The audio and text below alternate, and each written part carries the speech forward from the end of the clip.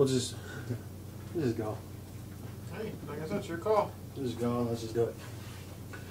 Hi, everybody. Welcome to the White Guy Show. I'm Marty. This is Cracker, and today we're going to talk about. We're going to do another Schwarzenegger film. It's been a while, and then you said, "Hey, let's do a Schwarzenegger film," and I said that could go either way, and then we decided on Batman and Robin. And then this little kid ran around with his little electric car, and then Big wheel. and then that went away, and then it came back with a big wheel. And every time we tried this, it was just like the little kid. So you kicked your dad out of his house, and now we're filming in his kitchen. Now I was kitchen. like, get the fuck out of your own kitchen. Now we're doing the show. So we could have at least picked a better movie to kick your dad out of. I know, right? We could have done what was the one with the titties? It came in the '90s. The Saved by the Bell chick. Titties? Oh, Showgirls? Showgirls. I've never seen Showgirls. So what are we talking about this one for? Let's do that while we're here. So Joel Schumacher directed Batman and Robin. Schwartzy and Schwarzenegger, George Clooney, Chris O'Donnell, Alicia Silverstone, Uma Thurman. Some independent wrestler plays Bane. Michael Goth is back as Alfred. Pat Hingle's back as Commissioner Gordon. like they care. Keep going. It doesn't matter. I think Vivica Fox plays one of the hot chicks. One of Mr. Freeze's girls. Yeah, now I know what you're talking about. Yeah. And it was shite. Pretty much. Shite it was. Fuck. I mean... Okay, well basically the plot is it's Batman. Batman. And he takes on Mr. Freeze and... They've already established in the third one, this is the fourth one? This is part 4. So you already have Batman and Robin established. Mm-hmm. And then Mr. Freeze shows up, played by Schwarzenegger. Who is a walking pun machine. Yes.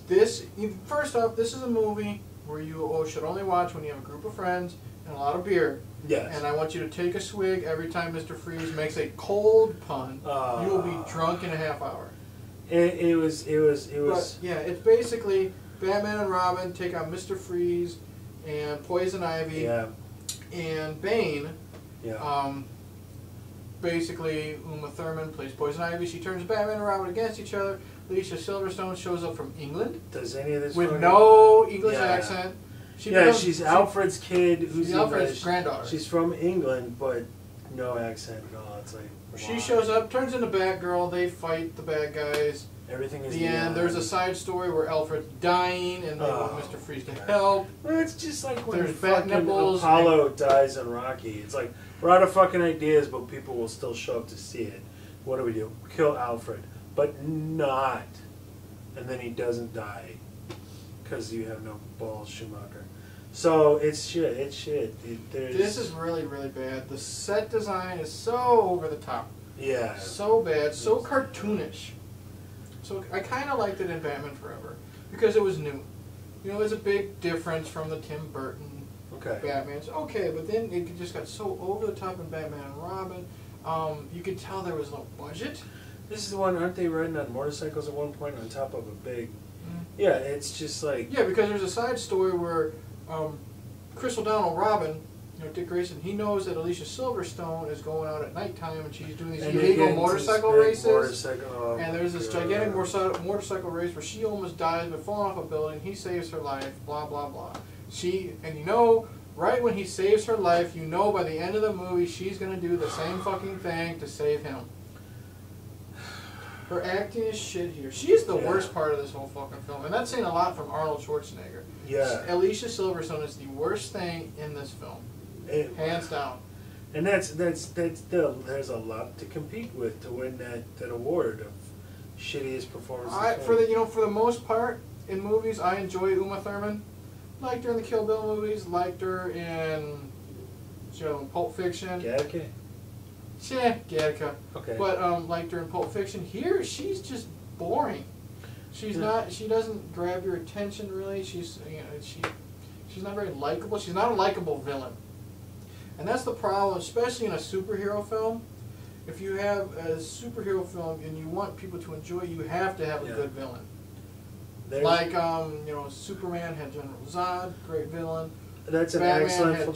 Batman had Joker, the Heath Ledger Joker or the Jack Nicholson Joker. Yeah. Fantastic.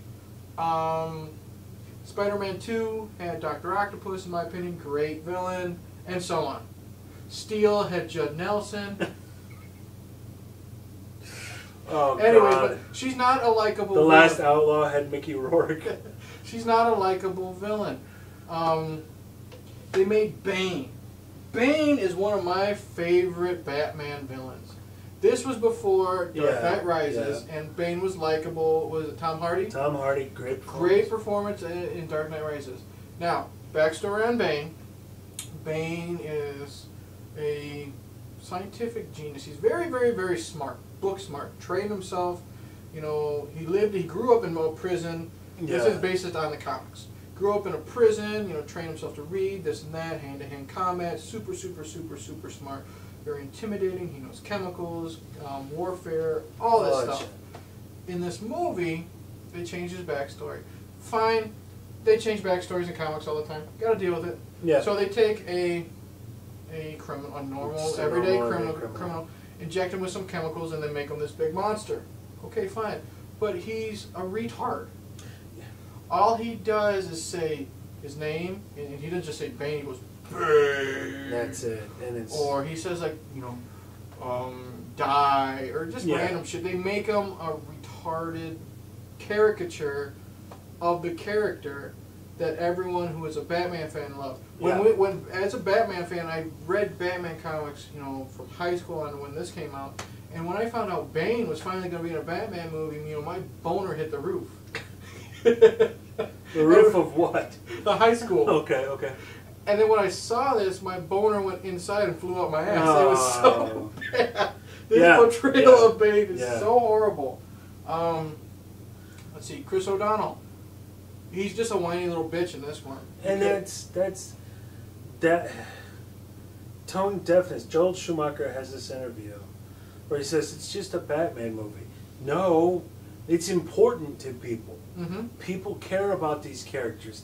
People care about this. What does he call it? Form of like Americana. It's like he's like a, you know, it's a weird way to say he's somewhat of an American icon, like in the media, in you know written media. He is because you know everyone knows Batman, Superman, Spider-Man, but you know this is bad because I have this on DVD because like I bought the set and everything is like 2 discs. So and I love bonus features and stuff. Yeah, you know it's bad. I'd already seen it, but you know it's bad when. Let's say you've never seen it before. You pop in my special edition DVD, and Joel Schumacher opens it up by apologizing. Yeah. He didn't respect the characters. Didn't respect the characters. Didn't respect the source material. He made a joke out of Bane. He made a whiny little bitch out of Robin. That's the thing. The thing with Robin is, yes, okay. I knew it was going to happen. Robin gets jealous of Batman. He wants, you know, his own thing. He wants his own vehicle, this and that. But if you guys find Chris O'Donnell, he's too fucking old to be a whiny little bitch. He was. He was complaining, and then of course Poison Ivy's messing with their minds, turning them against each other. But it's George Clooney holds his own. Against Chris O'Donnell because Chris O'Donnell is basically. I want my own car, chicks get the car, Poison Ivy loves me, and you're jealous, and this and that, and it's really, really bad. His performance is in the garbage. But you can't be too upset by anybody's performances, because it's shit. Well, yeah, they're given shit, but you can still try to at least put in... actors who have given good performances, Chris O'Donnell as well, Alicia Silverstone. Here it's just like, what can you do? What can you do to save this? You can't. George Clooney, he's great Bruce Wayne. Yeah. Because Bruce Wayne is George Clooney. Millionaire playboy, thousands and thousands of beautiful girlfriends, all the money, all the fame, adulations. He's great Bruce Wayne. Like you just said with Robin, when he's Batman, he's just trying his best. He's given shit to work with, and it's just not working. It's really bad. I loved him when he was Bruce Wayne, but when he was Batman, I didn't care. Yeah. And that again, it literally got everything wrong. And then it was like neon. It's like, dude, everything was neon. It's like, it's Batman at night with the grittiness and the reality. It was somewhat neat to see in the neon in like Batman Forever, but that's because the Joker, he wore those neon green And Two-Face had the multiple colors. Riddler, you mean? Riddler was bright. So if you if you had that contrast, and like Joker in the Chris Nolan, he was very purple and everything, so bright versus dark. And then when there was the inverse, because the dark character was the good guy and so forth. So, you know, visually to work with that in a way Chris Nolan did it, I think the big difference is Chris Nolan respected the material and respected the characters and knew it's not just a comic book movie. This is something that the fans want to be taken seriously. What I don't get is we're dying on time. All right, Schumacher. This is his second Batman film, so this isn't like just thrown in in the middle of everything. So he knows these characters, at least the Batman and Robin characters. Yeah. And he just threw them right in the toilet.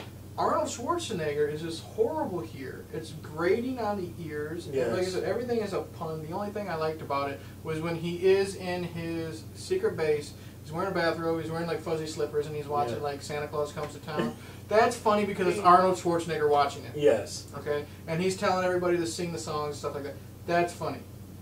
But the rest of it's crap. Yeah. The budget is horrible. There's a scene where Mr. Freeze has frozen all of Gotham City, and one of the cop cars is frozen. The door slams, and you see the icicles just flap like that. Bad. It's just everything wrong. Other than the only reason to see this film is 2 minutes of Arnold singing show tunes. And then Not even the action is good. Didn't do a good job with Tommy Lee Jones as Two-Face in the first one, but it's like if you want to show that duality, where the guy is, Mr. Freeze, his wife is in a coma or something. Yeah, she's in a coma and he's trying to bring her back. But the funny thing you show him that his loneliness and everything, he's going kind of batshit insane, making him sing because he's so far removed from where his life was when he was a doctor and shit. And then but then it got too goofy. And of course, Alfred's dying of the same thing Mr. Freeze's wife is dying of, so where that's going to go. It's so fucking predictable. And they threw it together, and it's just like, again, we have nothing, but we know people will show up. So and what's really bad is when a lot of the action scenes are really boring. Yeah. And the worst thing is, this has become a caricature of itself, is they try to do like an auction for all the pretty ladies, and then Batman and Robin are fighting over Poison Ivy, and Batman pulls out a Bat credit card that says Batman on it, does the whole never leave home without it shit, and your asshole just falls out. Fucking awful. So we're running out of everything. We've said enough. That's all that needs to be said. It was shit. Shit in a hat. I'm Whitey. This is Cracker, the Whitey White Guy Show. Like, subscribe. Tell people. Don't watch Batman and Robin. Check out my channel. Hey Internet, it's here. Yeah. And I'll also check out his channel that I'm on right now. Yeah. I'm just trying to throw in more time for this. Okay. Well, we're out of it. So, thanks for watching and good journey. I think we made it. I hope so.